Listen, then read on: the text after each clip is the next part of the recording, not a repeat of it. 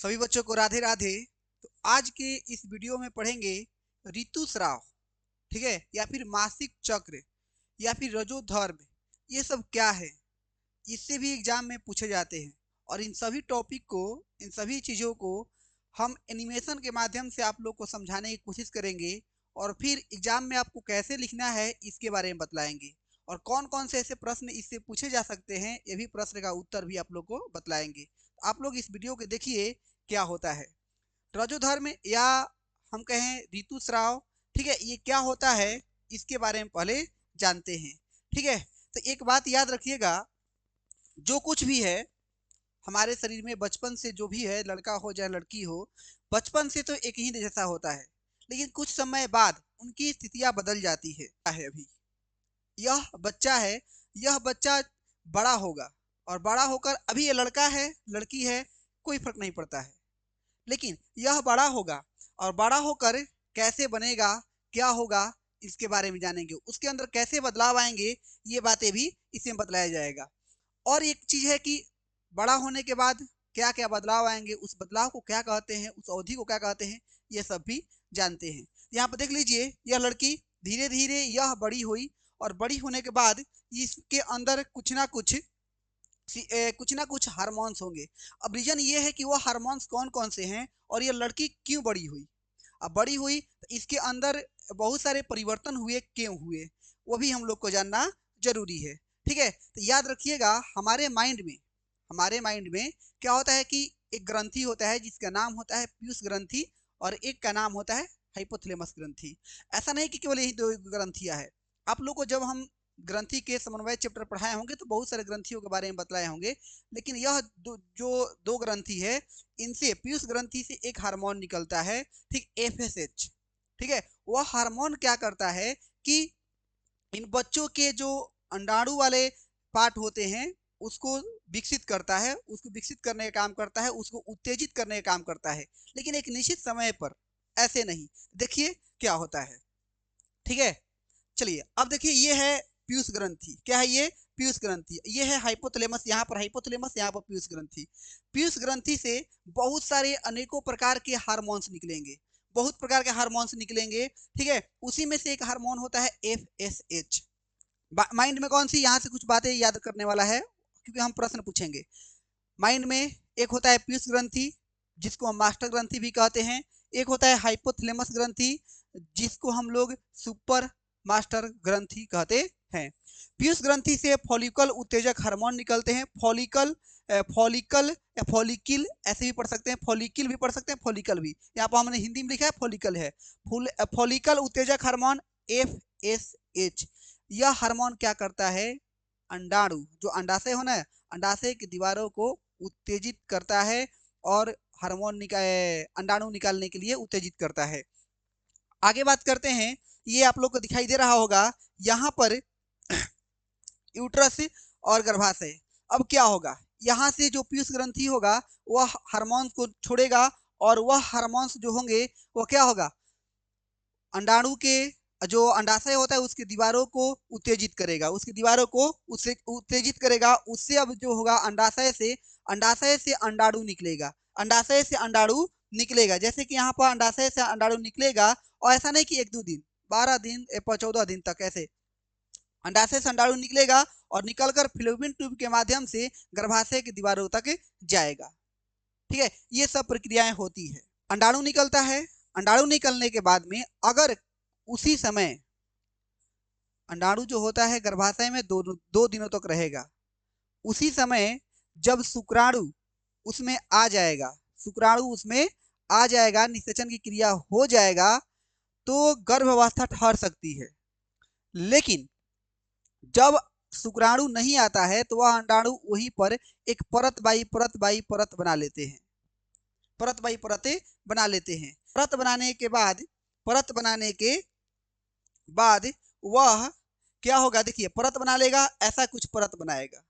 यह परत बनाने के बाद में क्या होगा, ये परत बनाने के बाद में फिर कुछ दिनों बाद यह क्या होगा, टूटेगा वह परत।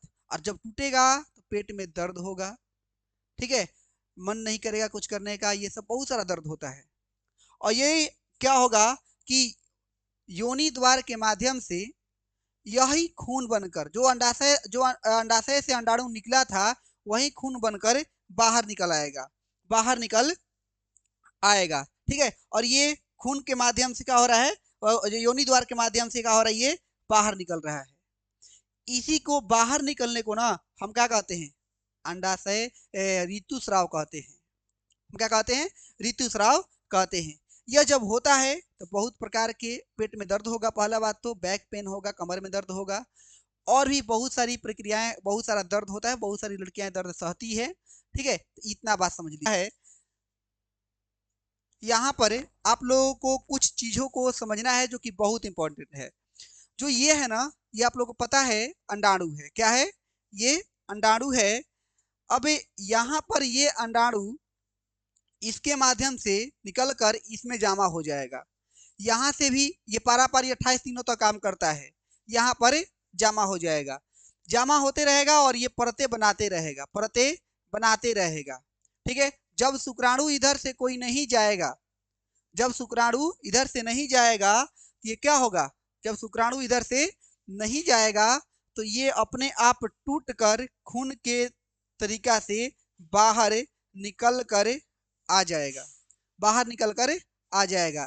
इसी को हम कहते हैं ऋतुस्राव, इसी को कहते हैं ऋतुस्राव। ऋतुस्राव क्या है, कैसे बोर्ड एग्जाम में हम लोग लिखेंगे, बोर्ड एग्जाम में ऋतुस्राव को कैसे लिखेंगे अब ये जानते हैं। याद रखिएगा, यदि गर्भाशय में अंडाणु का निषेचन नहीं हो पाता है तो यह नष्ट होने लगता है, और 28 दिन पूरे हो जाने के बाद यह नष्ट होकर गर्भाशय के अंतः स्तर के साथ योनि द्वार से होकर रक्त के रूप में बाहर आने लगता है, जिसे हम क्या कहते हैं, ऋतुस्राव कहते हैं। आप लोग बोर्ड एग्जाम में ऐसे लिखिएगा, ऋतुस्राव भूलिएगा मत। ठीक है, आगे बात करते हैं कि ऋतुस्राव चक्र या फिर रजोस्राव चक्र, ऋतुस्राव चक्र, आवर्त चक्र या मासिक चक्र, ये क्या है, ऋतुस्राव और ऋतुस्राव चक्र ये दो चीजें हैं। ऋतुस्राव में क्या होता है भाई, वो 28 दिन के बाद वो बाहर निकलने की प्रक्रिया जो होता है ऋतुस्राव होता है, और इसमें पूर्व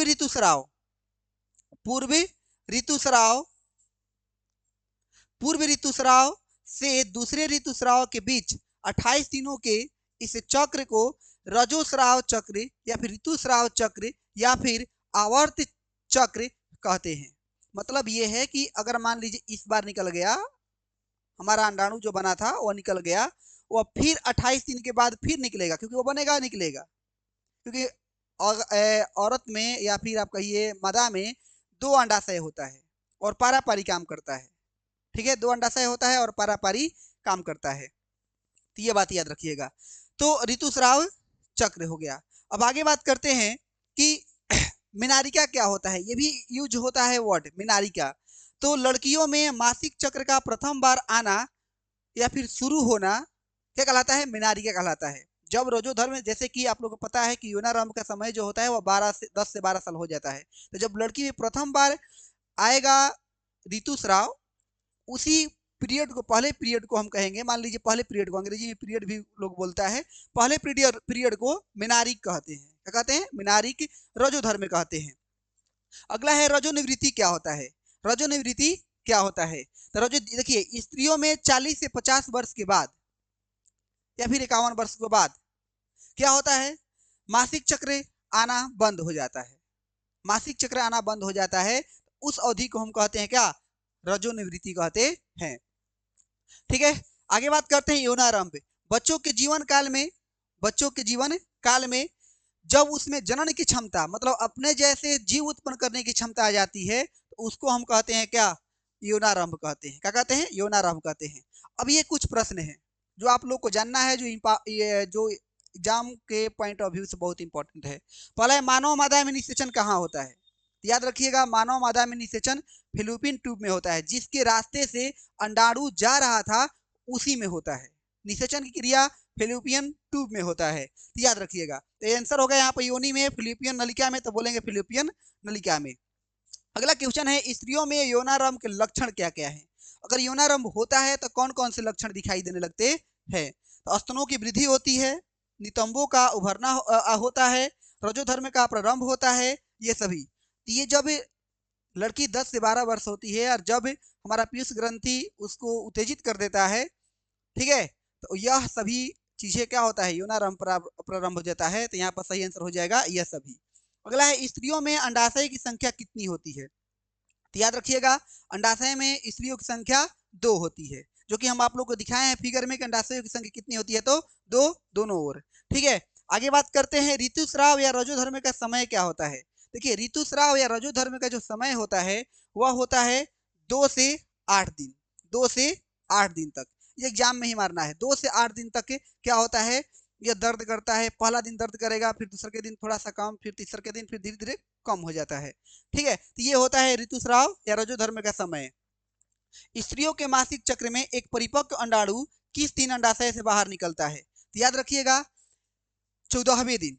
कौन सा 14वें दिन।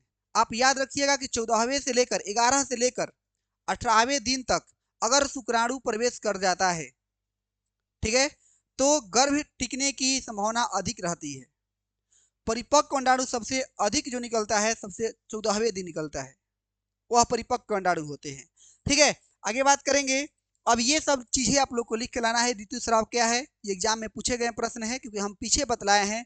फिर अगला प्रश्न है आवर्त चक्र क्या है। अगला प्रश्न है यौनारंभ क्या है, यौनारंभ में होने वाले किन्हीं 2 सामान्य शारीरिक परिवर्तनों का उल्लेख करें। इन सभी प्रश्नों को आपको लिख लेना है, क्योंकि हम इसके सबका जवाब दे दिए हैं। अगला है रजोनिवृत्ति किसे कहते हैं, महिलाओं में इसकी उम्र क्या है। इस प्रश्न का भी हम जवाब दे दिए हैं। तो आशा करते हैं आप लोग इस वीडियो को समझ में ये टॉपिक समझ में आया होगा। अगर समझ में आया है तो आप एक बार इस वीडियो को शेयर कीजिए। अगर आप नए हैं तो चैनल को सब्सक्राइब कर लीजिए। फिर मिलते हैं अगले टॉपिक में कोई एक नए वीडियो के साथ। जय हिंद, जय भारत, श्री राधे राधे, जय श्री राधे, जय श्री कृष्ण।